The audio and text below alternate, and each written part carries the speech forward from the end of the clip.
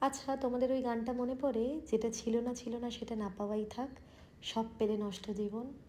একই জীবনে তুমি সবটা কখনো পেতে পারো না। কিছু কিছু আক্ষেপ রয়েই যাবে তোমার মনের মধ্যে। তবে সব আক্ষেপকে মনে ধরে বসে থাকলে চলবে না। আজ তো জামাই ষষ্ঠী, সকলের জামাই ষষ্ঠী নিশ্চয়ই খুব ভালো কাটছে। আমিও সকালবেলা ফোনে মায়ের সাথে অনেকক্ষণ গল্প করলাম। মা আজ ষষ্ঠী করেছে। আমার খুব ভালো লাগে দূর থেকেও মা আমাদের জন্য এত কিছু করে।